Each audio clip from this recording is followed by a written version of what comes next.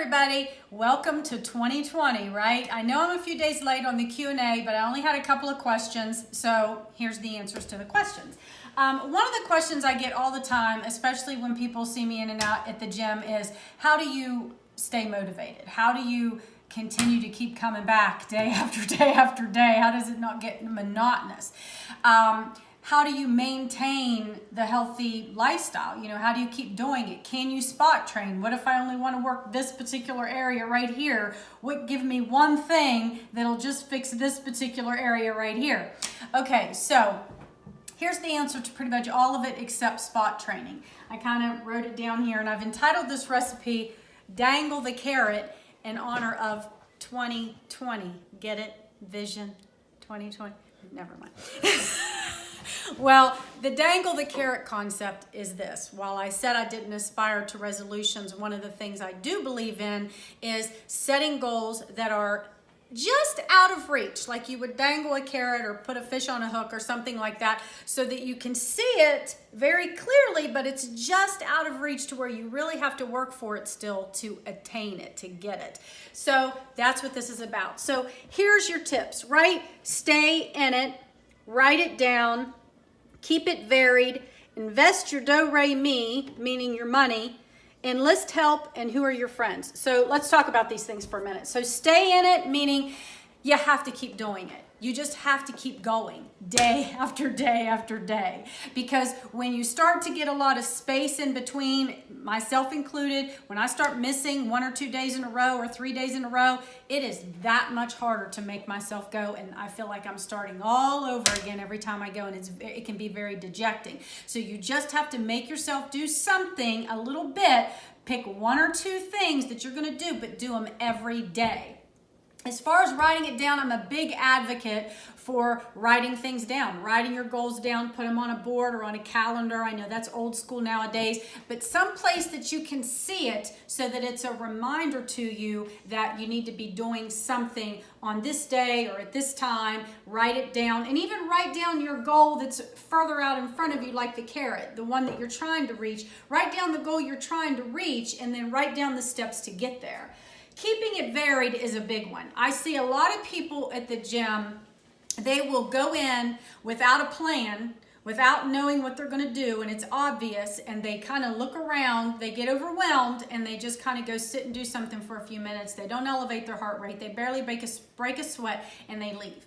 So do classes. There's all kinds of different classes out there nowadays, from Tabata classes, basic aerobics classes, cross-training classes, weight training classes, step aerobics, spinning. I mean, there's every kind of class that you can think of now, and to keep it varied, to keep mixing it up. I try to alter my workouts every week.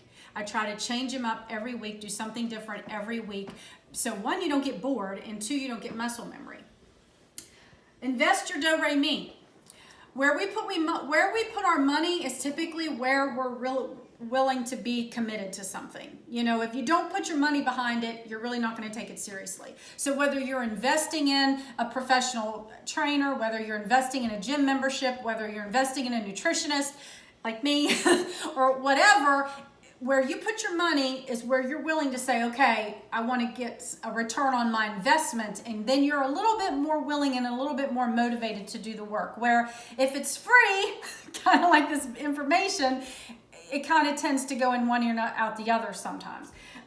Enlist help, and that's where you're going to, especially if you have a struggle, hire somebody in the area that you're weak. They can provide you some professional information, provide you some motivation and some structure and some planning and, you know, goals, somebody that can help you put all of that together.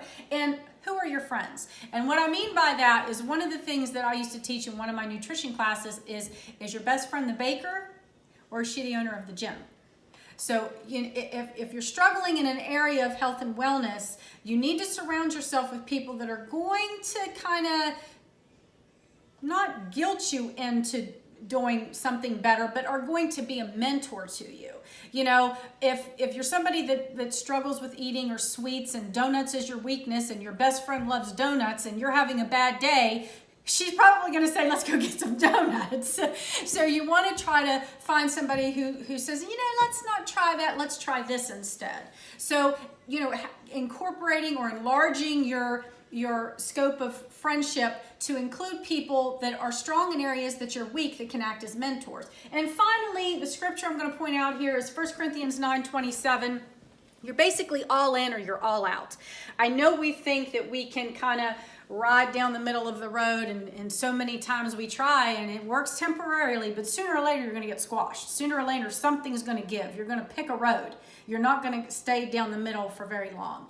And that scripture talks about continuing to discipline your body lest you preach to others, therefore you will be disqualified. It's a constant. It's a continual. Just like your job, just like, maybe preparing for your family or whatever you do daily, health and wellness is just like that. It's something that you have to do every day. Just like if you're wanting a closer walk with the Lord, you need to include some kind of quiet time every day in order to invest in and add to that relationship with the Lord. So you're either all in or you're all out. You're either going to, take it seriously, be motivated, and be willing to do what it takes, or you're going to be wishy-washy and here and there. And you believe me, you can find every excuse in the world not to do this. We all can. It's so easy. Life gets so hectic.